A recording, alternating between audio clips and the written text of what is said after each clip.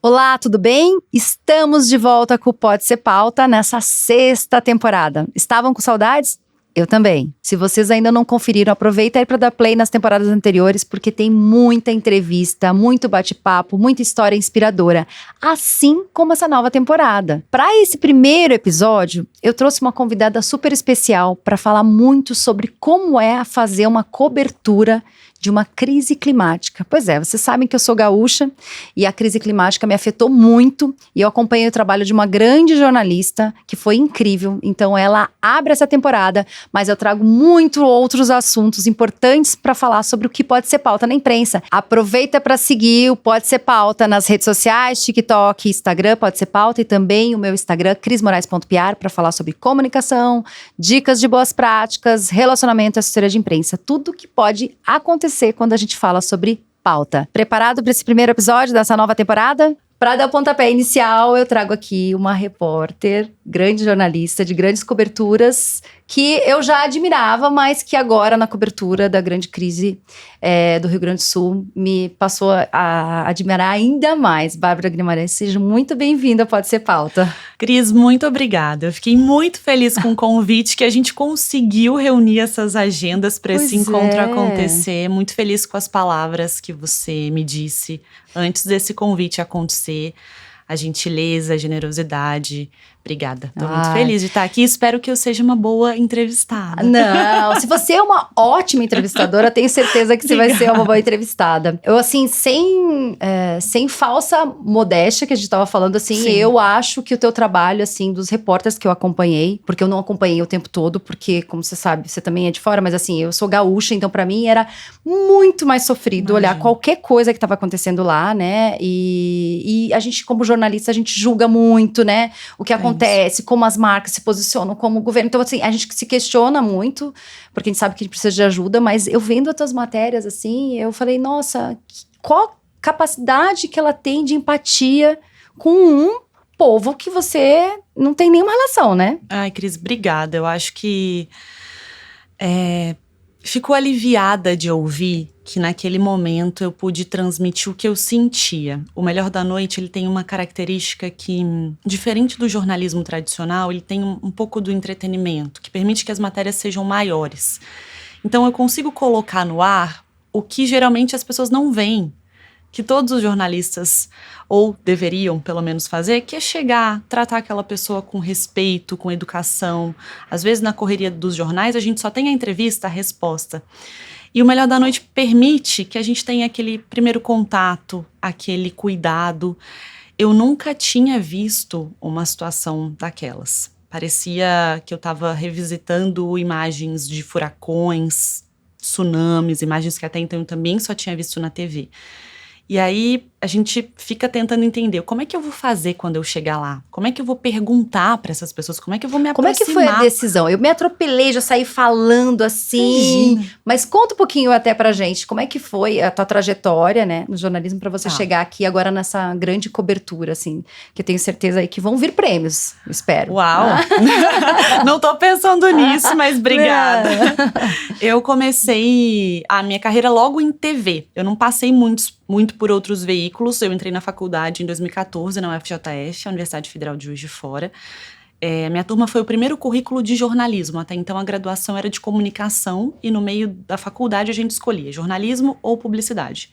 Eu entrei, o meu ano já foi jornalismo e logo que eu entrei eu tive uma disciplina de TV, aprendi a montar uma pauta ali. Minha professora era muito apaixonada por televisão e Lusca, sou muito grata a ela.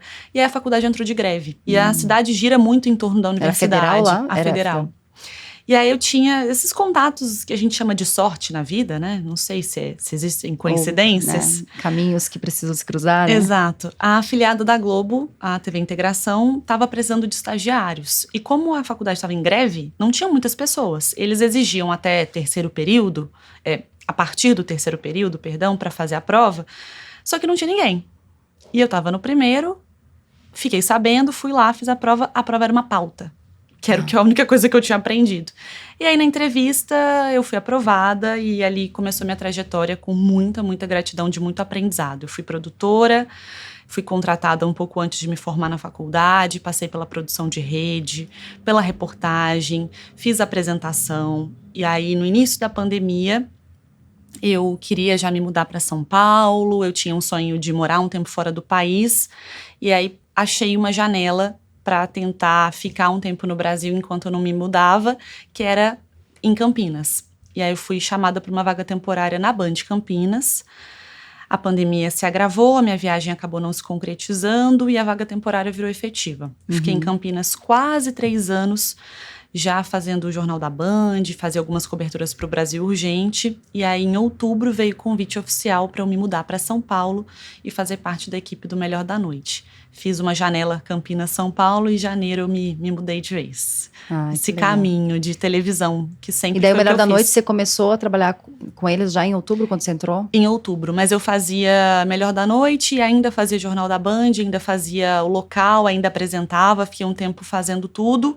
E aí, em janeiro, eu me mudei para São Paulo com exclusividade pro Jornal da Band, pro Melhor da Noite. Hoje você tá com quantos anos? 28, faço 29 em agosto. É super jovem, você já tem aí uma carreira, grandes reportagens aí, né, na tua história. Cris, eu tive a oportunidade de participar de coberturas que me ensinaram muito. Claro que nem sempre como repórter, nem sempre como apresentadora, mas como produtora, que muita gente não imagina o quanto tem que suar na TV, né? Tem que ralar. Eu participei da cobertura da facada do Jair Bolsonaro, que na época era candidato à presidência, que se desenrolou por muito tempo, não só o dia da facada, a ida para o hospital, as investigações da PF, todo o suporte para as equipes de rede, aprendendo com o núcleo de rede que tinha na TV. Depois, agora você comentou do Rio Grande do Sul, eu fiz uma entrevista exclusiva com o Bolsonaro em 2021, na troca de comando da Petrobras, que também foi uma cobertura intensa. Ele não dava muitas entrevistas, era muito difícil acessá-lo.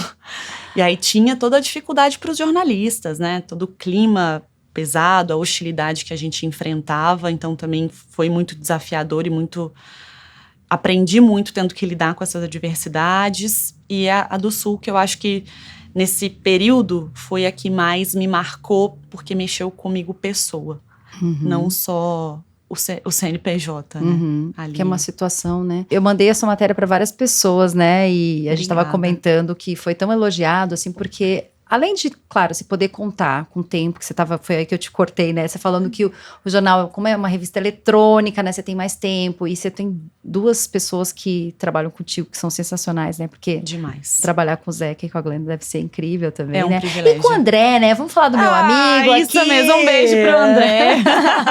Maravilhoso, que eu falei pra ele, a Bárbara, que matéria maravilhosa. Ele, é uma das melhores repórteres. Eu falei, então gentileza tá bom. Do André. Então, assim, foi incrível, ele falou super bem de você também.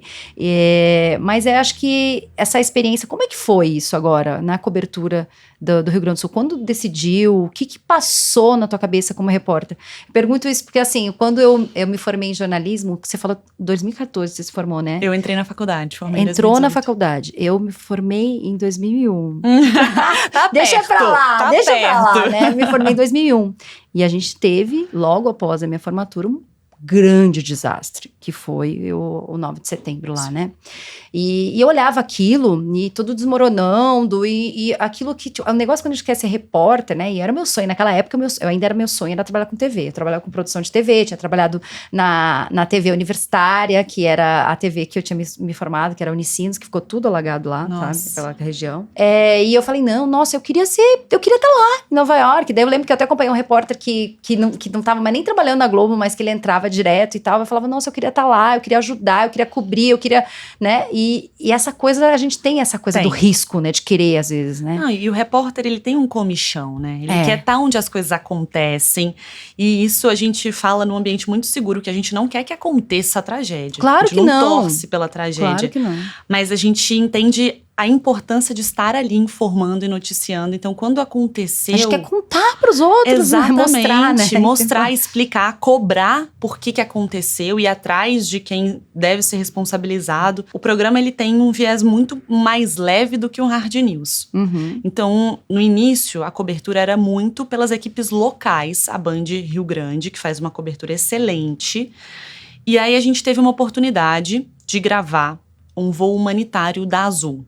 A Azul sairia de Campinas e ia fazer um bate-volta, levar médicos do Einstein e 11 toneladas de alimentos e roupas. A gente deixaria no aeroporto de Canoas, a base da Força Aérea, e voltaria para Campinas.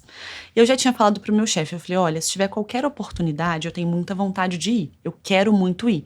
Mas o acesso era muito complicado, porque a gente teria que ir por Florianópolis, 6 horas de estrada com problema, ou então a gente teria que ir por Pelotas, mas os anúncios meteorológicos já indicavam que Pelotas também ia ficar completamente alagada. Então, foi se adiando, deixa a cobertura com as equipes de lá, que já estavam fazendo um ótimo trabalho. E quando veio essa oportunidade da Azul, foi numa sexta-feira, o voo era no sábado. E aí eles falaram, vocês querem? A gente vai. E aí meu chefe falou, vocês vão ficar. Aproveitem a ida, já que a gente não tinha como chegar, e a volta a gente vê como vai fazer. Tipo, não sei quando volta. Não sei quando volta, eu sei que vocês têm essa pauta, que é da Azul, que era uma situação estruturada, a gente tinha uma assessoria, a gente tinha um início, a gente tinha um fim. Uhum. O resto, vocês vão descobrir lá. O que pro repórter também Você foi com uma equipe? é ótimo. Eu fui com um repórter cinematográfico. Só. Fomos nós Só dois. vocês dois. Era Só a vaga dupla. que a gente tinha. Fernando Rosa. Quero deixar mais do que um abraço, um agradecimento. Eu já falei tudo isso pra ele pessoalmente. A gente que trabalha em TV sabe que não existe nada sozinho, não existe nenhum trabalho individual. Mas se eu não tivesse comigo uma pessoa que também estava tão sensibilidade disposta também, né? E disposta, né, Cris? Porque a gente dormia muito tarde, a gente acordava muito cedo, a gente não se alimentava, a gente tinha escassez de água. E uma pessoa que não deixou a peteca cair, não reclamava. A gente não conseguia nem reclamar vendo a situação que a gente estava cobrindo. Eu vi um depoimento seu que você falou assim, olha, tudo que a gente tá passando lá durante o dia, mas eu sei que eu vou voltar pra casa, né, eu vou dormir numa cama, vou tomar um banho quente, as Exato. pessoas não têm isso. Exatamente. As outras pessoas que eu tô vendo durante o dia não tem isso, né. E aí, o repórter cinematográfico também pensava assim. Então, a gente teve uma sinergia muito boa de conseguir chegar lá depois da matéria da Azul, enviar o material e descobrir o que a gente ia contar. Porque aí, eu acho que foi pra mim também uma escola. Tudo é assunto, tudo é notícia, tudo tá acontecendo. Qual recorte a gente vai conseguir melhor definir, contar, explicar para as pessoas que estão em casa e que estão longe daquela realidade como está acontecendo. E a gente sentava junto, pensava junto, definia junto com a equipe que também está em São Paulo. Então, foi um trabalho importante. Mas você foi para campo primeiro para daí entender o que você ia fazer? É isso. A gente tinha a pauta da Azul, foi gravada. Eu só queria terminar a história completa, até os médicos chegarem na UBS do Einstein, porque a imprensa que ia fazer o bate-volta terminava com o avião sendo descarregado. E pra gente, o Melhor da Noite gosta muito de mostrar o fim das coisas. Eu falei, bom, pra mim não adianta mostrar o remédio em caixa. Eu tenho que mostrar isso na UBS, alguém sendo atendido. E a gente completou essa história desse jeito. E aí, no outro dia, pra onde a gente vai? A gente não tem barco, a gente não tem contato, a gente tá pegando a ajuda das equipes do Sul, mas a gente também não pode atrapalhar nossos colegas. E aí, no hotel que a gente tava, que era o único hotel seguro, que ainda tinha um pouco de água, tinha uma equipe da Guarda Municipal. Vocês ficaram onde? Porto Alegre. Porto Alegre mesmo. E aí, essa equipe da Guarda falou, amanhã cedo a gente tá saindo pra Eldorado do Sul. A gente vai levar uns botes e vai ter um comboio. Se vocês quiserem seguir a gente, eu falei, bom, é isso. Vou apostar também esse feeling de acreditar. Eu tinha uma sobrinha minha que tava lá, você acredita? Em Eldorado? Eldorado. Ela tava na casa Cris. na verdade, dos avós do marido dela. E eles foram subindo, eles foram saindo de lá e eles foram indo pra outras cidades, porque tudo alagava e não tinham como voltar. E ela tá bem? Não, tá bem, voltou pra casa dela, Que tudo, bom. mas foi essa cidade. A cidade ficou... A cidade acabou, né? E aí, a gente também pensou nisso. Vamos contar do momento em que a gente chegar até o momento que a gente for embora, tentar encontrar essas histórias do início ao fim. Então, na hora que a gente chega, eu me impressionei muito com as imagens e meu cinegrafista estava captando aquele áudio, também foi uma sagacidade dele, que eu falo, meu Deus, são reações minhas, assim, olha isso, a água cobriu a casa, a água cobriu o telhado, a gente chega lá, tem pessoas embaixo da ponte, como é que essas pessoas estão vivendo? São pessoas caminhões, doentes, né? caminhões. A pessoa elas não saíam dali porque podiam levar as coisas da casa, né? Era uma pouco coisa das coisas que elas tinham, né? E aí, como é que eu chegava para falar com essas pessoas? Acho que isso não é ensinado em nenhum lugar. A gente não é preparado para lidar com esse tipo de catástrofe. E aí eu falei, acho que é o único jeito que eu sei. E eu já esperava...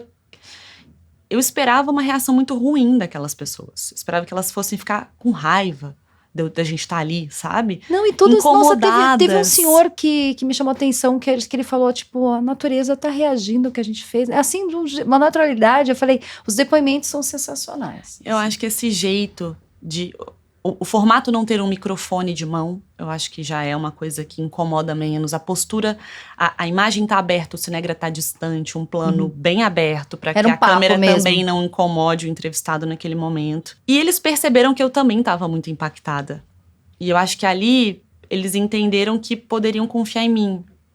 Então acho que isso foi para mim a maior gratidão que eu tive, que aquelas pessoas não se sentiram incomodadas com a minha presença. Que a gente não atrapalhou o que já estava muito ruim. Muitos, eu troco mensagem ainda hoje, a gente se fala, como é que você tá? Ai, que bom, manda um beijo. Olha só o que chegou, vou voltar para casa, limpei minha casa. Foi um contato verdadeiro e isso para mim fez a diferença na cobertura. E qual foi o momento mais tenso para você nessa cobertura? Quanto tempo você ficou lá? Foram 2 viagens. A primeira vez a gente ficou 4 dias, depois 6 dias. Então, ao todo, 11 dias ao todo. Uhum. O momento mais tenso, eu acho que foi quando eu passei mal na água. Porque ali eu não queria parar de gravar. A gente estava indo para contar uma história de uma família que estava no telhado desde o início da chuva. Aquela mãe, não? Pai e filho. Ah, tá, porque teve uma mãe também que saiu com a filha e tal, que tem uma matéria. Isso, a gente acompanhou aquele resgate, mas a gente não sabia quanto tempo ela estava na casa. A gente recebeu uma informação de que pai e filho, uma criança de 11 anos, eles tinham ficado no telhado, a casa completamente alagada, e eles não tinham ido embora, desde o início das chuvas. Falei, bom, como é que eles estão comendo, se aquecendo, vivendo, se eles estão ali?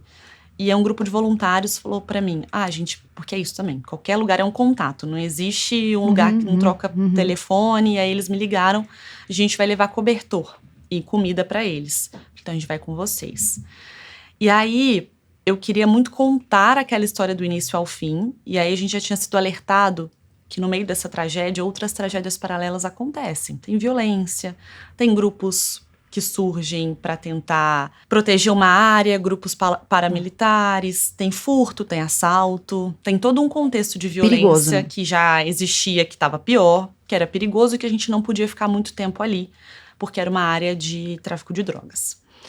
Então a gente ia com os voluntários e a gente Ainda tinha que voltar tinha com isso. eles. Existe isso na situação real. Quando a água levou tudo, piorou, porque eram grupos rivais que estavam tendo que se encaixar numa mesma área, que até então não existia ali. A preocupação deles era continuar o mercado funcionando. Gente, e assim, inacreditável. dividir o que era a área de cada um. Então, existiam áreas muito conflituosas, em alguns momentos teve troca de tiros na madrugada, que a gente ficou sabendo. Até uma falta forte do Estado, a presença do Estado em alguns lugares não era muito forte. Tinham muitas áreas que demandavam, não estou entrando no mérito do certo e do errado, mas faltava. E aí, quando a gente chegou, a gente tinha uma ideia que a gente precisaria ficar por pouco tempo, até por questões técnicas. A gente teve 2 câmeras com problema, que não aguentaram a chuva, e estava muito frio aquele dia. Então, a gente entrou na água mais ou menos no joelho. Nesse dia, a gente estava com uma roupa... Você estava andando, sem barco. Sem barco, porque a água estava baixa para colocar barco. Entramos na casa, contamos essa história. Fernando, meu cinegrafista, me contou que naquele momento a roupa dele começou a encher de água. Então já era uma preocupação, porque risco de leptospirose, algum furinho, alguma coisa fez com que a água entrasse. E você estava molhada? Eu estava molhada, eu estava gelada, porque a minha roupa de proteção estava inteira. Então eu não estava em contato direto com a água. Mas a água estava muito fria. Só que o Fernando estava bem. E eu estava vendo ele bem, eu falei, bom, eu tô sentindo esse frio. Mas É mas psicológico, vamos porque continuar. ele tá molhado e eu não tô. Vamos continuar. E aí a gente falou, vamos até esse lugar que o assoreamento do rio tomou conta da rua. Ninguém tinha feito essa imagem ainda. Aí o comichão, né, do repórter. Eu já tava com um sinal de que eu não podia ir. Era perigoso, tava anoitecendo, eu tava com frio. Vamos. Chegamos lá, apareciam dunas de areia, parecia uma praia. E era rua. Então toda a areia do Guaíba veio pra dentro do bairro. Fizemos, eu tô sentindo frio, tô sentindo frio. O voluntário que tinha ido levar a gente, ele olhou minha mão e falou assim, sua mão tá muito roxa. Você tá conseguindo estar Mas bem? você bebeu alguma coisa, tomou nada? Não, eu tinha tomado café no hotel umas 6 da manhã, isso devia ser meio-dia. Ah, tá, não era final do dia? Não, tava na hora do almoço, começamos a gravar e aí ficamos até o fim do dia. Então a gente não tinha almoçado. Ah, tá. E aí eu comecei a ter dificuldade pra falar. Minha boca tava travada. E aí eu falei, meu Deus do céu, se eu passo mal aqui, o que a gente vai fazer? Eu tenho que ter condição de sair da água, a gente não pode ficar até tarde, meu cinegrafista está com contato com essa água e a gente tem o risco da violência. Ali eu tive muito medo. Bateu o desespero um pouco. Tive medo porque nada estava no controle, mas minimamente eu tinha um controle de como é que a gente vai embora daqui, que horas a gente vai embora, se acontecer alguma coisa, se eu precisar ficar. Quando a gente passa mal, o corpo não responde, não tinha mais controle. E aí esse voluntário achou um chimarrão e uma barraca, que aí ele me explicou que a gente não poderia gravar dentro desse contexto que eu expliquei, mas foi uma barraca que me aqueceu, tinha um foguinho acontecendo. Você tomou um e chimarrão. aí a gente foi embora. O chimarrão te salvou. E ainda assim, as pessoas que estavam ali, sem nada, me deram um chimarrão. Que pra mim também foi isso, a generosidade das pessoas, a gentileza. Nenhum momento as pessoas com raiva ou não vou te dar, isso é meu. Não, o pouquinho que elas tinham também era dividido. Então me marcou isso me marcou muito. Daí, dali, quando você se recuperou um pouco, foi embora, né? Aí eu me aqueci, meu cinegrafista tirou a roupa, a gente saiu dali, foi pro hotel tomar banho e a gente foi pro hospital.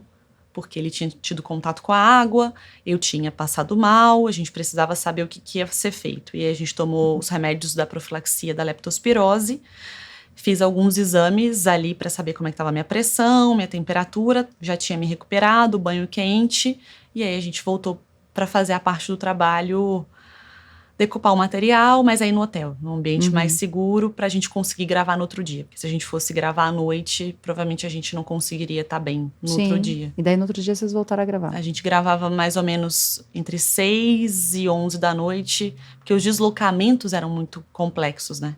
Um trajeto de 20 minutos, teve dia que a gente gastou 4 horas.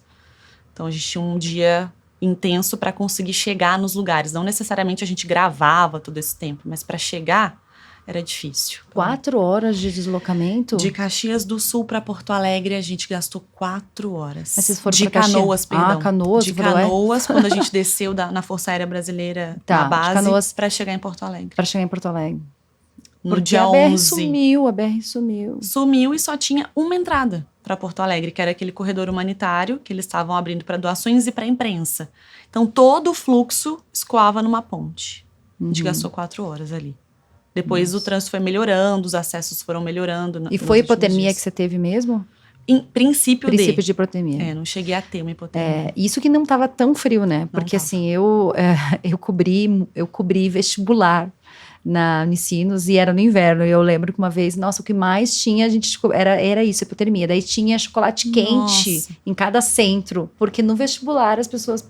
Era tão frio que... E eu tava cobrindo uma vez e eu tive que tomar chocolate quente também. Porque dá aquela coisa, tipo... Você falou, como vou congelar, né? O cérebro para de... Não tava. Eu não sei se foi uma sequência, se era água, se era chuva constante. Era também a desidratação que você tava, provavelmente, falta de alimentação e tudo mais, né? E eu ainda falei isso, falei, nossa, o pessoal que é gaúcho vai achar que eu sou a maior fresca do mundo. Essa mineira tá 11 aí, graus. Mineira tá congelando.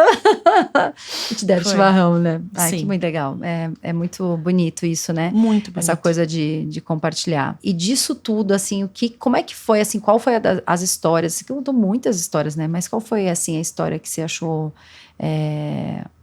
mais impactante ou talvez que te marcou mais, né? Você falou que ficou em contato com as pessoas, que história de vida, porque é isso, né? A gente quer contar boas histórias, né? Também, né? Apesar de toda a desgraça, né? Contar como é que as pessoas conseguiram superar tudo, né? Eu acho que a Adriana foi uma pessoa que me marcou muito, porque a história dela, ela se desdobrou em muitos momentos da nossa cobertura. Eu encontrei com ela em muitos momentos. Eu cheguei, foi a primeira pessoa do caminhão que eu encontrei. Ah, aquela do caminhão? E ela estava vivendo ali. Ela foi muito gentil comigo. Ela, essa é minha casa. E ela estava muito dura, assim, muito em choque com tudo. Também as pessoas não conseguiam mais chorar o tempo inteiro. Não tinha mais lágrima, não tinha mais como. E ela foi muito... Ela se abriu muito comigo. Ela falou, aqui é a minha casa, aqui que eu durmo, aqui que eu faço meu café, onde que eu tomo banho, eu vou enlouquecer. E aí, ao passar do tempo da entrevista, ela já estava muito mais aberta. Então, ali foi uma troca muito nossa. E aí, eu acompanhei o dia que ela estava no caminhão, o dia que ela voltou para casa, ela me levou na casa dela, tomada pelo barro. Ela via as coisas dela e falava, aqui, ó, esse som, eu ouvi meu louvor. Aqui, essa geladeira, eu comprei. Então, acho que foram muitos detalhes que me aproximaram dela, assim. E a gente conversa, eu me apeguei muito à história dela. E também do casal que a gente encontrou já na segunda etapa da nossa cobertura, que era a retomada. A limpeza, quem estava voltando para casa. Que esse foi mais recente. Foi uma das últimas reportagens. O Diogo e a Gabriela, recém-casados, uma casa de boneca, e a família dos dois se uniu para fazer um mutirão de limpeza, e a gente acompanhou. Então, ver a família unida, cada detalhezinho da casa que eles pegavam e cuidavam e lavavam, e depois fizeram um churrasco gaúcho na parte que a casa já estava mais limpinha, e celebraram o fato de estarem juntos, assim. Uhum. Saí com grandes lições, sabe, Cris? Acho que mais do que ver aquilo tudo, de contar as histórias, aprendi muita coisa de o que a gente dá valor, que é a nossa família que vai estar com a gente. Se você tem sorte, sejam amigos, primos, irmãos, pais, que essas pessoas estejam com você, crie esses laços, porque ali eram essas pessoas que estavam unidas, juntas, e uma força da união. Então, essas duas histórias, a Adriana e esse casal, em momentos diferentes, em fases diferentes da tragédia, mas que eu me conectei muito. Eu não consegui ir pro sul ainda desde que aconteceu tudo, né? E nem vi a minha família, né? Mas acompanhei tudo tão bem. Apesar de que Novo Hamburgo foi bem afetado, São Leopoldo, que eles estão bem. Minha irmã, minha mãe estão bem lá, minhas sobrinhas, mas elas ajudaram muito no projeto de marmitas, porque essas pessoas não tinham o que comer e tal, né? Então eu divulguei muito, falei muito do projeto de marmitas. Mas o que eu sinto, assim, falando com a minha família, e daí eu queria te perguntar um pouco isso, assim, que tá uma tristeza, ficou uma tristeza, assim, sabe? Você sentia muito isso, assim? Você falou, as pessoas não são de reclamar. E aí eu vou falar que é uma coisa do gaúcho, sabe? Né? A pessoa pode falar o que quiser. E eu fiquei tão feliz, assim, tanta gente de São Paulo ajudou, sabe? Foi gente de vários estados, sabe? Todo mundo querendo ajudar. Mas assim, por ser um estado, né, que sempre teve muitas questões, né, ligadas, ou foi água, foi outras questões, sempre muito afetado, né? E sempre foi muito batalhador, né? E a gente tem até uma frase lá que a gente falava que, né, que não peleia e tal, porque tem essa coisa de ser batalhador, né? Então, assim, eu via as pessoas e falava, meu Deus, as pessoas ainda estão de pé, estão ali ajudando, né? Estão ajudando outras pessoas e tal. E você sentia isso, assim, que mesmo assim tinha uma força, uma tristeza, mas uma força de continuar? Impressionante. Até a história do Estado é muito de um povo guerreiro que imigrou, que veio para o Brasil construir, né? Eu acho que isso faz muito... dá muito tom de como é o gaúcho. Eu senti que, mais do que lamentar o que tinha acontecido, as pessoas precisavam recomeçar. O Diogo, esse marido da Gabriela, esse casal que eu comentei, ele falou pra mim que mais difícil do que ver a água invadir a casa era esperar a água baixar, porque eles queriam entrar pra limpar. Então você vê muito essa força, né? De eu quero resolver, eu tenho o braço, eu vou fazer acontecer. O luto, o que que eu consegui usar pra definir pros meus amigos, pras pessoas que me perguntavam, era o silêncio. Acho que eu tenho um silêncio tão doído, sepulcral, assim, de luto, de perda. A gente ouvia em áreas muito alagadas, que a água ainda estava no telhado e que a gente navegava de barco, o barulho do barco ou algum som dos voluntários, assim. mas era um silêncio que você esquecia que tinha há pouco tempo gente indo pra escola, carro circulando. Então acho que ali aquele Parece que silêncio congelou. parece que congelou, é isso, assim. É uma definição complexa no tempo e espaço. Cenário de guerra. Assim, a minha irmã me mandou um vídeo, depois eu vou até postar. Ela foi entregar umas marmitas, né? Ela me mandou um vídeo e eu falei assim, isso aqui, se não for cenário de guerra, depois eu vou colocar na edição. Eu não sei o que é, né? Porque, assim, uma loucura. Você olha, assim, as ruas, parece um cenário de guerra, tipo, reconstrução. Porque agora que baixou a água, né? É aquela coisa de, tipo, tá bom, vamos reconstruir, mas as ruas, tudo aquele monte de coisa jogado. E aí é difícil a gente dizer, né, Cris? Porque a sua irmã voluntária, tem muitos voluntários que têm feito um trabalho lindo. Ó, eu mostrando o Nossa. vídeo, depois eu vou colocar na edição. Isso aqui é uma rua lá da minha cidade.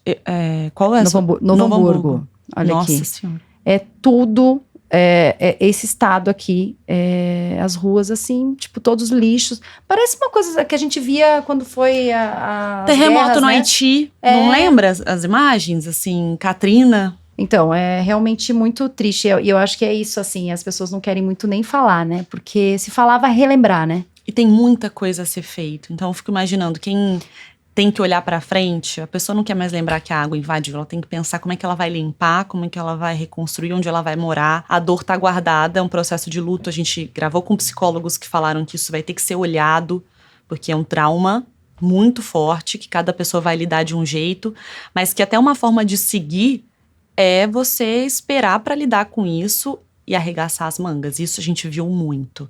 E você ajudou até a resgatar animais, né, Bárbara? Essa foi uma história. A gente ia só acompanhar. Tá. A gente ia entrar no barco pra acompanhar. E aí, nossa, um beijo pra equipe da Carla. Eles acharam mais animais do que eles tinham de caixa. Inclusive animais de uma mulher que foi resgatar sozinha os gatinhos. E ela estava muito desesperada porque ela não tinha onde pôr, os gatos estavam ariscos. E aí a Carla, que estava coordenando a operação, falou pra mim: Bárbara, olha, segura pra mim esses cachorros que eu preciso pegar essa caixa. E não tem como, porque toda mão é mão ali, né, Cris? Eu fiquei com muito medo das pessoas acharem, aqui no nosso contexto jornalístico, de que eu tava querendo me inserir demais em contextos que não cabiam Fazer um à minha trabalho presença. que não era seu, vamos dizer assim. Aparecer. Sabe? E aí eu acho que a edição tomou muito cuidado para que isso fosse contado de um jeito verdadeiro. Ela falou, você tava ali, era no momento de animais, meu Deus. E não tinha como eu falar pra ela, não, eu vou ficar aqui ocupando o espaço do seu barco, mas eu não vou pôr a mão nos animais. E eu fiquei muito apegada àquela cachorrinha. Eu queria trazer ela pra casa, eu achei que te tinha trazido. Eu queria muito. Então, a gente ri disso, animais, da doçura. O olhar dos animais. Muito triste. Não, e assim, muito eu vi triste. gatos, eles resgatando depois alguns vídeos, assim, eles resgatando gatos. Aí não parava de aparecer mais no meu Instagram e eu fiquei uma madrugada assistindo vídeo de resgate. Gatos? Não, eu gosto de bicho, mas assim, começou a aparecer aquela coisa, né? O algoritmo começa a jogar. E assim, gatos que ficaram 20 dias dentro de uma casa, sem comer e vivos, assim. Como? Não sei, sabe? E o resgate dos gatos, muito mais difícil. Eles Sim, muito ariscos. Eles não gostam de águas, ariscos, eles ficam, né? O cachorro, mas mesmo assim, né? Teve as pessoas que às vezes eram mordidas pelos cachorros, né? Sim. Porque eles também estavam apavorados com aquela situação. Muitos ficaram presos.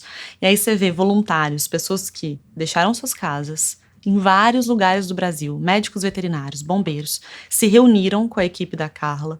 Pessoas que nunca tinham visto a Carla, que tem um projeto muito bacana. Depois eu te mando o Instagram dela, se você quiser divulgar.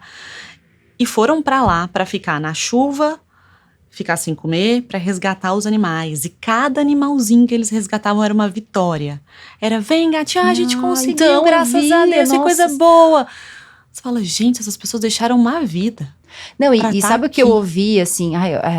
Ai, nossa, essas pessoas querem só se divulgar. Eu só respiro fundo assim, você é ativista de rede social? Estou nas redes sociais falando pra vocês ajudarem, pedindo dinheiro pra ajudar o projeto, porque eu tô aqui em São Paulo, eu não posso fazer nada. Se eu estivesse lá, eu ia estar ajudando de alguma forma. Você tá lá, agora o que tem? Se a pessoa divulgou, não divulgou o que ela tá fazendo, você tá lá, você foi lá se arriscar sua vida pra ajudar os outros? Você saiu do sofá ou você tá só criticando? Não, você fez um pix, pelo menos? Ativista de sofá é ótimo, né? Fez um pix, né? Pelo menos, antes de criticar, você ajudou de alguma forma? Tem isso. As pessoas criticaram muito até quem estava usando o barco para resgatar animais. Ah, mas então você não vai resgatar pessoas. Gente, São coisas muito diferentes. E assim, foram vários barcos e tudo, coisas particulares, privadas. As pessoas pararam de trabalhar para ajudar, né? E até porque resgatar as pessoas envolvia resgatar os animais dessas pessoas, que muita gente não queria sair de casa se o animal não fosse. Uhum. Não queriam sair de casa se o pet não fosse. Não queriam ir pro abrigo se aquele cachorrinho não fosse. Então, um trabalho conjunto que quem vê de fora não tem a noção das camadas que envolvem, e é muito fácil criticar. Criticar o trabalho do jornalista, criticar o trabalho dos bombeiros, criticar o trabalho dos voluntários. Tem muita crítica que precisa ser feita. Eu não tô aqui, de forma alguma, passando um pano, mas tem muita crítica, gente, né? que merece aplausos no meio de tudo isso, que se envolveu, que foi, ajudou e salvou vidas, seja de um cachorro, de um gatinho, de uma pessoa, de uma família. Toda a vida importa. Não, e aqui vem meu agradecimento especial. Muitos clientes meus que fizeram doações, amigos. Porque é isso, sabe? As pessoas falavam... E achavam muito engraçado, porque como eu sou gaúcha, assim, parece que eles sentiam... Não, quem é a entidade que você está sugerindo? Você passava essa credibilidade. Essa credibilidade, sabe? Então, o projeto Marmitas do Bem, que eu apoiei e tal, recebeu muitas doações. E, assim, amigas que às vezes doavam, falavam, olha, agora vou doar mais, sabe? Os meus filhos quiseram doar para ajudar, sabe? Então, muito... isso dá um quentinho também no coração, né? Mostrar que também a gente tem muita gente do bem, o país inteiro ajudou, né? O país inteiro ajudou. Impressionante essa rede. E ainda assim, a gente falava, meu Deus, que bom. Que bom que tem tanta gente ajudando. No meio daquilo tudo, você conseguiu o que você falou, ficar com o coração quentinho, porque você via um restaurante que parou uma operação, um restaurante de alta gastronomia em Porto Alegre, para atender as pessoas, fazer uma comida de alta qualidade. A sua família, que também estava num cenário de guerra e foi distribuir marmita. Então, no meio daquilo tudo, as pessoas se ajudaram. Tem que ter, né? Se ajudaram. Agora, o nome do meu podcast Pode Ser Pauta, né? E aí, isso tudo, assim, você chegava com tudo isso e você pensava, o que isso pode ser pauta? Como isso vai entrar? Como é que era isso quando você voltava para a edição, Foi, a gente tentava colocar em blocos as histórias. A primeira vez foi mais fácil, porque cada dia eu estava num lugar e aquele lugar ia me dar uma reportagem. Eu não fiquei muito em Porto Alegre, eu não fiquei mais de um lugar, mais de um dia em um lugar. Foi Eldorado Sul. Eldorado, Canoas, depois a gente foi para Florianópolis, mostrar a situação dos aeroportos. Então eu chegava, olhava a realidade. Bom, então o Eldorado do Sul vai ser a história de o que está acontecendo aqui. Tem gente embaixo da ponte e tem resgate acontecendo. Eu preciso contar isso nessa reportagem. Depois, assim que eu entrava no carro, como eu estava sozinha com o repórter cinematográfico, eu já anotava em tópicos o que tinha sido mais importante e enviava para a Maísa, que foi a nossa produtora, editora. Um beijo grande para a Maísa. Ela recebia isso e a geração do material. E aí ela tinha um olhar muito mais refinado para entender se fazia sentido naquela reportagem tudo que eu indiquei. Porque às vezes ela ia pegar uma parte que acabei em outra reportagem. Então meu trabalho era mais o bruto, identificar no local o que eu ia contar, pontuar o que eu achava que cabia na mesma história, no mesmo VT, e ela fazia esse processo mais refinado. Da segunda vez eram mais dias. E a gente também tinha uma cidade diferente, tinha uma realidade diferente. Não eram mais salvamentos, eram pessoas tentando voltar para casa. Então, às vezes, as histórias se pareciam. Mais longas também, né? Mais longas ou se pareciam mais. E a gente precisou entender, porque existe uma parte técnica disso, né? Quanto tempo eu vou gravar? Autonomia de bateria, autonomia de microfone. Quanto tempo eu vou gastar para gerar esse material? Que é em tempo real. Então, se eu gravo 7 horas, eu demoro 7 horas para gerar. Que horas que eu vou mandar esse material para São Paulo? O tempo que a edição tem que ter para editar. Eram matérias quase do dia para o dia seguinte. Matéria de 20 minutos, que demanda muito tempo de edição. Então, tem que gravar sempre o mínimo possível para que eles consigam editar. E aí, da segunda vez, a gente teve a Maísa em loco. Ela foi. E aí ajudou muito. Porque aí ela já vai editava praticamente no né? carro tudo que ela via. E ainda assim, a edição tem já essa flexibilidade. Teve histórias que eles mudaram, misturaram. Sim, mas já saiu um corte seco ali. Praticamente. Uma timeline pronta de quase 1 hora, com tudo mais direcionado, às vezes uma aspa, um timecode que a gente achava, que senão a gente perde a mão, não adianta só gravar na rua, né? Sim, muito material para depois analisar, né? Eu vi a participação do tua no programa, que você acabou indo no programa daí para falar dessa experiência e tal, e como foi para você receber, assim, participar do programa mesmo, né, com a Glenda Zeca, e receber tantos feedbacks positivos, assim, desse trabalho? A gente conversava antes de gravar que a gente tá acostumado com pedrada, né? A gente não tá muito acostumado A gente com não sabe elogio. receber elogio, né? Não, ainda mais nós mulheres nesse recorte social, é bem difícil. Quando o Zeca estava assistindo uma das matérias, alguns dias antes, ele falou, quando a Bárbara voltar, eu quero que ela venha ao palco. E eu achei que foi um convite muito generoso, mas que seria uma coisa... Pontual. Jornalística. Você achou que era jornalístico. Muito elegante da parte dele, mas que não viria a ser real. E aí, o coordenador dessa cobertura, ele falou, Bárbara, acho que vai ser muito interessante na quinta-feira. Umas 5 da tarde, o programa vai ao ar umas 8h30. Ele falou, acho que essa matéria de hoje tem muito a ver, da limpeza. Vai pro palco depois, o Zeca já tinha te convidado. E não foi a primeira vez, mas eu brinco que quando a gente tá do lado de pessoas que a gente admira muito, tem um frio na barriga. E a gente se sente pequena, né? Não, mas eu me sentia tão grata de estar ali, olhando os dois, assim. Falei, meu Deus, eu assistia o Zeca viajando o mundo, me inspirava nele. Eu via a Glenda todos os domingos. Eu amo o esporte e acompanhar a cobertura humana dela nas Olimpíadas também. E agora eu tô aqui com esses dois. E eles disseram coisas muito bonitas pra mim, que me abraçaram e não só pra mim, mas nossa equipe, de que a gente fez um bom trabalho. Porque a gente também volta cheio de dúvidas, né, Cris? A gente volta cheio de dúvidas. Será que eu deveria? Será que eu não deveria? O que eu poderia ter feito? Eu não gostei disso. Eu deveria ter feito mais. Eu deveria ter ido além. Eu não poderia ter gravado desse jeito. Aqui eu errei, ali. Não só a história, mas a gente vê críticas no nosso trabalho o tempo todo. E aí, quando eles foram muito gentis com a nossa equipe, falei, bom, posso respirar. Deu tudo certo.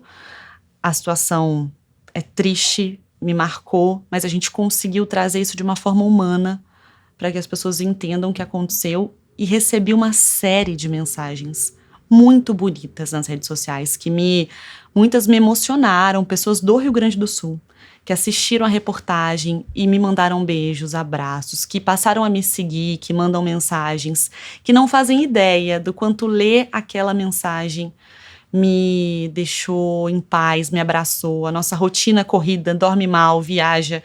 E aí você fala, bom, tem alguém que tá assistindo com um olhar generoso, que gosta do nosso trabalho, que respeita o nosso trabalho. Então, o feedback foi muito positivo mesmo. E o que eu vou dizer do Zeca e da Glenda, né? Eu sou muito fã. Sou tiete mesmo. Nesse dia eu falei, posso fazer uma coisa que eu não fiz? Posso tirar uma foto com vocês dois? Então, é um pouco colega e fã ao mesmo tempo. Sim, né? Legal. E você recebeu um elogio dele, né? Recebi um elogio dele. Eu não tinha um contato tão próximo, né? Até por essa rotina de viagem. A gente se encontrou na produção. Ele falou, parabéns pelas suas reportagens, o trabalho foi ótimo. Falei, obrigada pela gentileza das suas palavras. E ele, muito conciso, me deu uma lição e falou, não estou sendo gentil, estou sendo verdadeiro. Aceite o elogio, aceite né? o elogio, tipo, aceita, né? Aceito, só agradeço. Né? Não acho uma justificativa para criticar. Eu realmente me dediquei, né? Muito obrigada, Zé, que eu acho que tá aqui, ó, no meu coração, que essa aí ninguém me tira. Eu falo que tem uma expressão em inglês que no português a gente não usa e não sabe usar, mas é aquele I really appreciate that, que é aquilo, tipo, eu realmente agradeço, né? Exatamente. Você tá reconhecendo o que eu fiz, né? Poucas palavras, não precisa se justificar, a gente tem essa mania. Não, acho que eu falar assim, ai, nossa, bonita essa blusa. Ai, mas é que eu comprei ela num desconto, né? É um brechó. Bom, que isso, né? Muito obrigada. Fica bem, né? Tipo, uma amiga minha, ela diz assim, não fica bem essa cor em mim, né? É isso, né? Isso. Então, aprender. É mulher, né? Agora, saindo de uma seara, né? Vamos levantar um pouquinho, apesar de falar, estamos falando de crises, né? Então, tem a crise política, a crise climática e tal, mas conta um pouquinho como foi a tua experiência também da cobertura, né? Quando teve aí o atentado, né, ao Jair Bolsonaro, como é que você saiu lá da produção? Você estava saindo de férias, você me contou, como é que foi vivenciar isso também? Eu tava saindo de férias, Você tava na Globo na época, né? Na afiliada, na TV Integração, que é em Juiz de Fora, é a afiliada da Globo, uma das afiliadas em Minas, e eu tava ajudando no núcleo de rede, mas eu tava na produção, eu era produtora do local, e aí eu saí, era uma sexta-feira à tarde, eu saí de férias na segunda.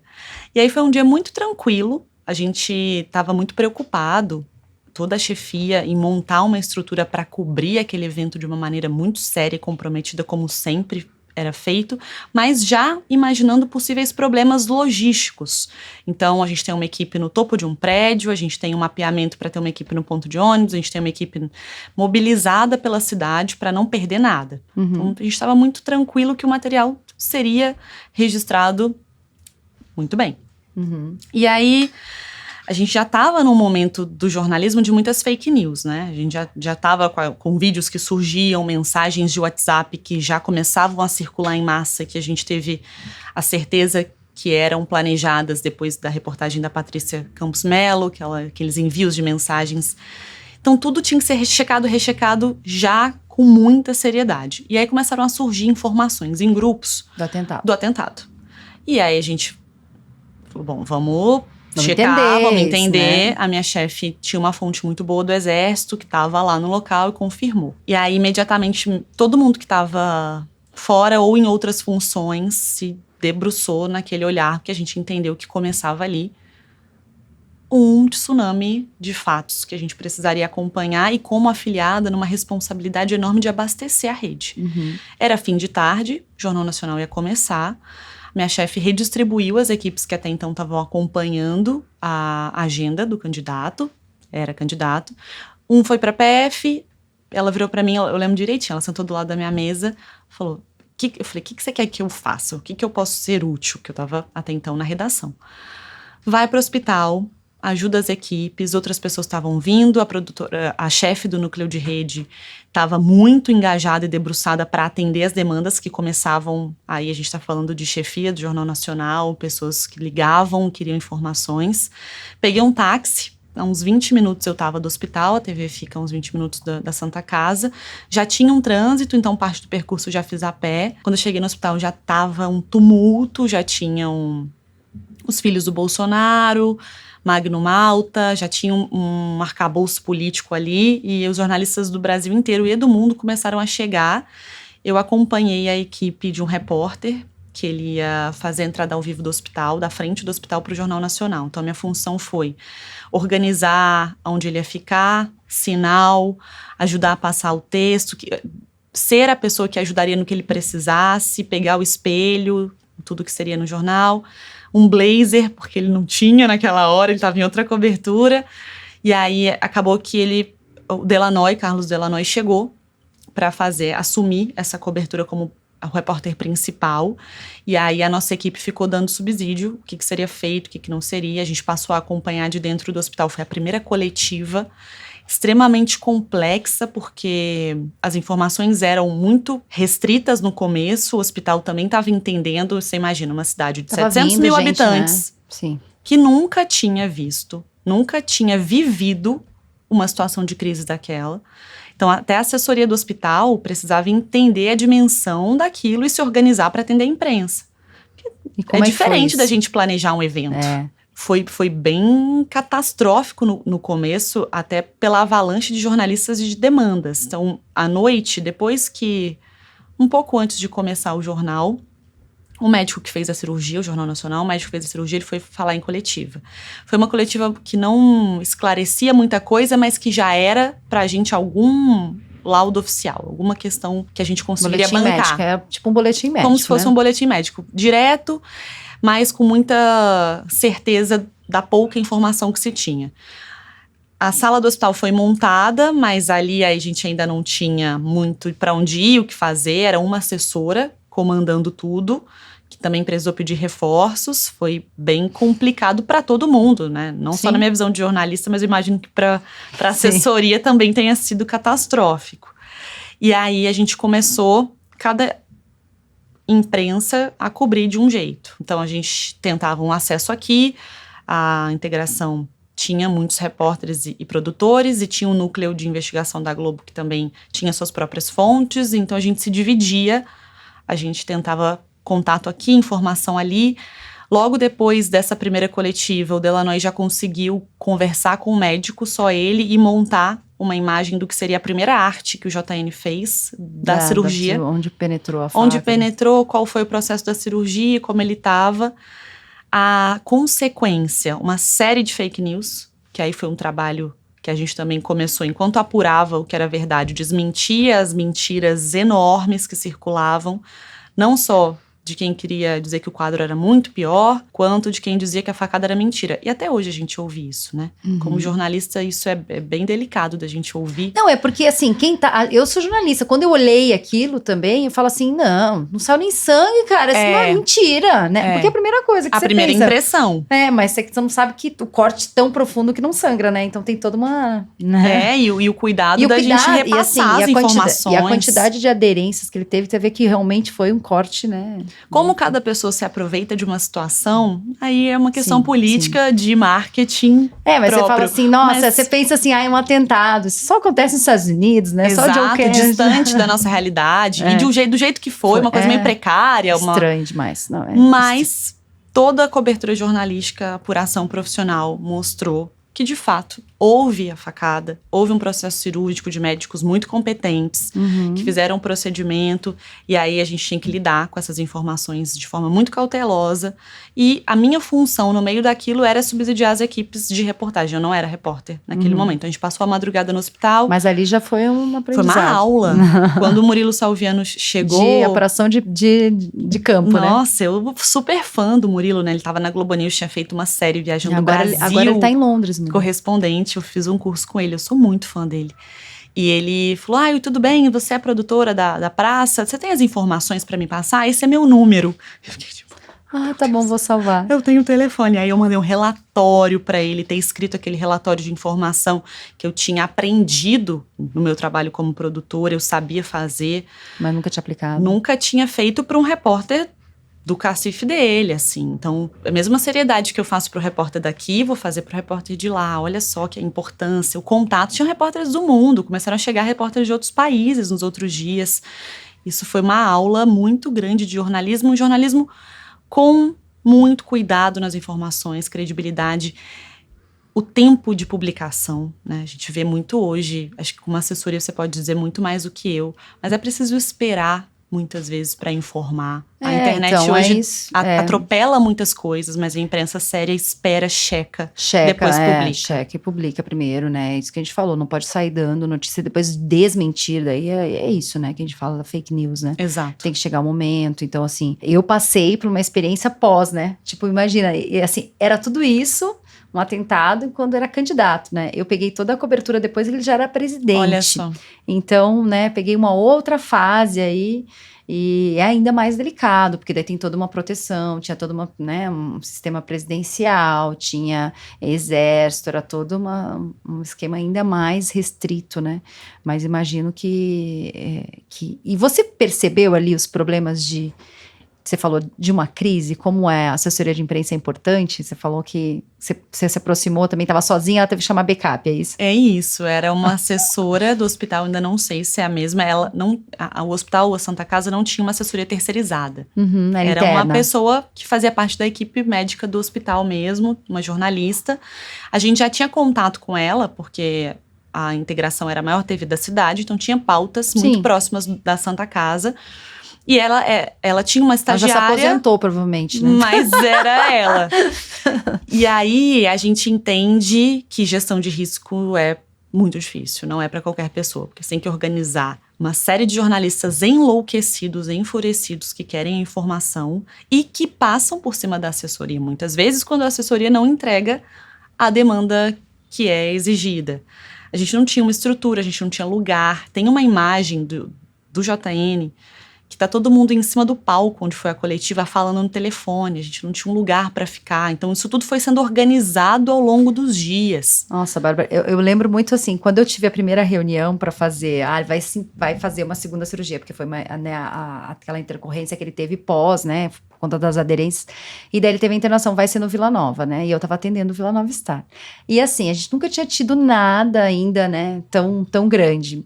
E o São Luís é na frente. Sim. E eu cheguei lá, faz a reunião, reúne o corpo médico, não sei o que, as pessoas assim, a gente tá pensando em fazer a coletiva aqui no auditório do São Luís. Daí eu olhei assim, falei, atravessar a rua, jornalista atropelado, não, onde é? O café, podemos... limpar o café e botar as câmeras tudo no café? Vocês vão usar o café agora? Não, porque daí a gente pega um horário e a gente escuta. Falei, que? Jornalista? Aí eu já imaginei o cinegrafista correndo, porque daí vai chegar o carro e daí alguém, e o médico, e daí... E o equipamento que ficou do outro lado. Não, falei, não, tem que ser no mesmo lugar, tem que ser do lado, tem que ficar na entrada onde entra o carro, porque ele vai pegar o médico, porque vai querer fazer imagem, porque se alguém vier visitar, e foi, né, foram pessoas visitar, então assim, não, a gente ocupou, eu tava te contando, né, a gente pegou, cheguei lá e falou, bom, não pode faltar café e não pode faltar lanchinho, entendeu? Nossa, Cris, se algum jornalista brigou com você, ele se arrepende hoje, porque essa estrutura foi muito ninguém boa. Ninguém brigou, as pessoas ficam um pouquinho mais nervosas, entendeu? Faz parte do momento, vou defender minha classe, faz parte do momento. Né, um mau dia, né, mas assim, não, né, assim, eu tenho um bom relacionamento até hoje com muita gente, né, admiro muita gente, mas eu acho que assim, você tá ali, o trabalho de jornalista, né, ele é um trabalho árduo, te falo assim, eu ficava o dia inteiro lá, você ficava o dia inteiro sem fazer nada. Sim, porque tinha que esperar sair alguma notícia, né? E às vezes uma notícia é isso, né? Tipo, o que você pode? Daí, enquanto isso, você vai, mas o que dá pra falar? Mas o que tem informação? Então, assim, a gente ficava tentando ajudar com informação, mas que às vezes era assim, o boletim era, hoje ele comeu gelatina. Infelizmente, era era esse tipo de coisa. Então, é difícil, é frustrante pro jornalista, né? E a gente também, como assessora de imprensa, às vezes você quer, assim, e é uma ginástica, viu? Porque, assim, às vezes você tem uma informação, não que na época não tinha, tá? Ninguém precisa brigar comigo. Eu não tinha, mas assim, às vezes você tem uma informação e você não pode falar, porque tem que ser um boletim, uma informação que todos recebem ao mesmo tempo. E eu já acho vi. Que esse é o papel da assessoria que faz muita diferença no isso contato. São boas práticas, Exato. São boas práticas, porque assim, você soltar uma nota antes, por exemplo, uma notícia que algo aconteceu para um repórter antes da família, por exemplo, a família tem que saber em primeiro lugar, claro. Sabe? Então tem toda uma questão aí ética, né? Agora, eu também ajudava às vezes, né? Eu te contei, né? Tinha a Paulinha da Globo News, estava cobrindo lá, falou, nossa, vai entrar ao vivo meia hora, não tem não sei o que. Eu falei assim, ó, Macedo, doutor Macedo, tá passando, ela catou ele, fez a entrevista. Eu não dei a informação para ela, só dei o caminho. Então, assim, isso às vezes acontece, E eu acho né? que você ter criado um espaço para que os jornalistas fiquem em segurança já diminui o estresse de muitas maneiras. Sim. Até o estresse com você, o estresse com a situação, ele é minimizado. Sim. E quando a gente percebe que a assessoria também tá jogando junto, porque tem muitos assessores, eu não sei se você tem essa visão, você tem muito mais propriedade para dizer, mas que parecem que estão bloqueando as informações ou a postura é tão dura com a imprensa como se a gente tivesse cada um de um lado. E a gente está do mesmo lado, trabalhando. A imprensa não quer atrapalhar a assessoria, o jornalista não quer. Sim. A gente também tem fontes, a gente também tem contatos, mas quando a gente percebe que o assessor tá jogando limpo, tá participando, faz muita diferença. É isso. A mesma coisa você como repórter, você passou ali aquela questão da empatia. Eu acho que assim, o assessor de imprensa que tem uma empatia pelo repórter, porque assim, não vou entrar aí na seara de, a melhor assessora é jornalista, RP, eu não acho que assessor de imprensa pode ser de qualquer profissão, mas claro que assim, eu como jornalista, eu olho, você precisa fazer aquela matéria acontecer. Então assim, o que eu posso te ajudar? Então eu converso muito com a Patrícia Maldonado, que é minha parceira, minha sócia lá, ela fala isso, sabe? Tipo, eu vou fazer tudo, você precisa do quê? De uma blusa, de um café, de um cabo, às vezes é isso. Tinha uma jornalista que falou assim, eu preciso, tá frio, eu posso entrar na sala de imprensa que abre às 6, eu tô aqui às 5:30? Claro, vou pedir pro segurança agora. Gente, o que me custa? Somos seres humanos que precisam de necessidades básicas. Sim. Então precisa de banheiro, precisa de café. O cinegrafista vai ficar aqui dentro, o fotógrafo vai ficar aqui, o repórter vai ficar, o motorista vai ficar aqui. A sala é para todos que estão trabalhando, né? Isso é o respeito com o trabalho da imprensa também, né, Cris? E o respeitar isso, né? Então eu falei assim, pode ser que tem gente que não respeite, não valorize, mas a assessoria de imprensa vai fazer. Então assim, daí é a briga também do assessor com o cliente, né? Porque às vezes o cliente fala assim, não, mas eles vão falar mal do hospital. Não importa, o nosso trabalho é oferecer toda a estrutura básica para que o jornalista possa trabalhar. E assim, nosso diretor do hospital lá, Vila Nova, foi incrível, assim, porque o que eu pedi, eles faziam. Então, foi uma experiência... E você, no lugar de assessora, se movimentando, né? Porque às vezes quem saiu da reportagem e foi para assessoria não pode nunca perder esse comichão que a gente tem, que é fazer. Acho que nada incomoda mais o repórter do que o assessor que nada pode. Mas ele nem perguntou se pode. Ele não quer ter o trabalho de ir lá e demandar. Então, quando a gente vê que não deu, mas não deu porque a Cris tentou tudo, tá tudo bem, Cris, obrigada. É uma postura diferente, né? A posse do Bolsonaro foi uma catástrofe para a imprensa. Não tinha água, não tinha banheiro, não tinha lugar para sentar, um sol de Brasília. Catastrófico, já era um indício de como seria a relação ali, entre as duas partes, né? Mas é isso, o respeito com a profissão passa por esse caminho, né? É recíproco. Vamos chegando ao final dessa entrevista maravilhosa. E no final a gente tem um quadro, que é o Café com Boas Notícias. Acho que mineira gosta de um cafezinho também, e né? boas notícias. E boas notícias, né? Então a gente é a favor disso. Queria que você falasse, assim, qual seria um café com boas notícias para você, assim, que você gostaria de dar a matéria ou falar, que seria uma notícia de quentinha no coração. Que eu gostaria de falar sobre essa notícia. Eu tenho acompanhado, você que é da área de saúde, eu tenho acompanhado muitas notícias dos avanços de tratamento para o câncer de pâncreas. Foi um câncer que atingiu minha avó, que ela faleceu há alguns anos. E eu acho que as notícias de saúde, quando a gente fala de esperança, tratamentos, tecnologia, então eu gostaria muito de dar uma notícia dizendo que médicos brasileiros conseguiram minimizar os impactos do câncer de pâncreas, que é um câncer muito difícil de ser tratado, ou descobriram uma forma que esse tratamento seja mais eficaz e poder mostrar o resultado em pacientes que tiveram a vida prolongada e que tiveram qualidade de vida depois do diagnóstico. Eu adoraria, espero conseguir fazer isso ainda. Eu também, com certeza, porque é um dos mais agressivos, né? A gente realmente precisa aí, quem sabe a inteligência artificial arruma alguma solução pra gente, né? Na tecnologia. Ai, Bárbara, adorei, muito, muito obrigada, parabéns pelo teu trabalho, vou ficar acompanhando aí para que você faça muitas reportagens legais. Quem sabe na próxima viagem lá para Amazonas a gente não vai juntos, hein? Quem sabe, a gente já tá conversando nos bastidores sobre isso. Cris, eu fiquei muito feliz com o convite, acho que você deve ouvir isso de todas as pessoas, mas eu fiquei muito honrada mesmo assim, de poder ter esse espaço de troca com uma pessoa que tem uma história também de coberturas do outro lado, do mesmo lado. E obrigada mais uma vez pelas suas palavras, pelo carinho com o meu trabalho. Muito sucesso para você, para o podcast, para os próximos convidados que virão. Foi um prazer. Foi um prazer, você também. Você também, obrigada pelo acompanhar aí e ouvir mais sobre a história da Bárbara, a história de carreira dela, como ela pensa, pauta. É uma inspiração, dá para seguir você nas redes sociais, né? Você tá presente no Instagram? Por favor, no Instagram, no Twitter, é barbara.g.jornalista. Tô lá. Aí. Gostou desse episódio? Pois tem muito episódio interessante aí nessa 6ª temporada. Então não esquece, aproveita para seguir na sua plataforma de áudio preferida, acompanhar os cortes nas redes sociais do Pode Ser Pauta. Nos vemos na próxima semana com mais uma entrevista exclusiva aqui no Pode Ser Pauta. Até lá!